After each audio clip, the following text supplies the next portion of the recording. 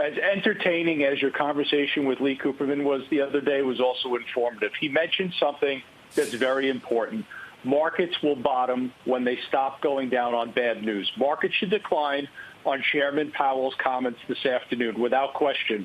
If the market does not decline on those comments, we are at the initiation of a bottoming process.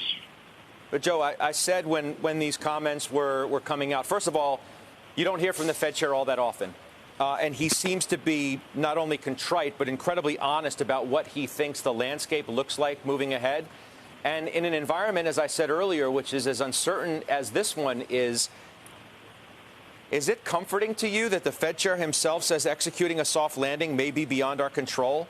He talks about the pain that might be endured to bring inflation under control. What do you make of it as a market participant? The last 9 months, the Federal Reserve has lost credibility, not only from my perspective, but from the perspective of the market. It's something that markets know already and have priced in. We're looking for the Federal Reserve to restore credibility. And candidly, Chairman Powell being humble, authentic, admitting his mistakes is a first step. Yeah, I know, but we're supposed to have confidence in the Fed and the Fed chair. And even though they've made mistakes, and Mike Santoli's here, by the way, too. We're moving up his last word because he has many words now.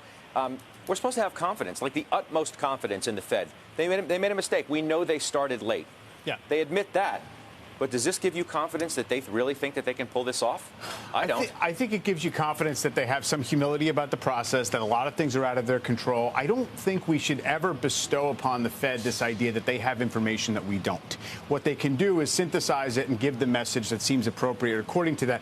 One thing I always go back to a couple of press conferences ago that Jay Powell gave was when he was asked a couple of times, do you think the tightening that you're expecting to do in 2022 is going to be enough to restrain inflation? He says, no, it's not the way it works. It doesn't happen in real-time lockstep. You need help from the numbers themselves. The economy's going to slow. We're going to go after the job openings and the demand side. But I also would go back to how they were thinking about the world in late 2020, which is they never thought they could get any inflation, so they had to change their entire framework to try and promote it. Joe, how's the market going to react to this, do you think? The market is already priced in that it's not going to be a soft landing. You could see that with the loss of liquidity, the extreme volatility, and the precipitous declines. So it's good that the chairman is now running at the same pace as the market. Hopefully we get to the finish line faster and at the same time. The market should go down on this. As I said, if the market doesn't go down, it's the Lee Cooperman setup. I was going to say, does this help or hurt the market's case? You know, arguably it could help if, in fact, it just tests people. Like, did we have this right? Did we actually calculate this likely scenario correctly? Look, the market has taken probably an eventual hike out of the bond market in the last little while. The 2-year note's down by 0.25%, right, from its highs. So I don't know that this changes the equation, but it is a psychological test. He's still sticking to his 250s, too. Yeah. For all of the criticism, and he's 250s is in, unless something disastrous not immune happens. to it. I mean, he has to have heard the criticism of it. Interesting. Joe Terranova, we'll see how it all goes down. Mike Santoli, my thanks to you. That does it for us. Fast Money.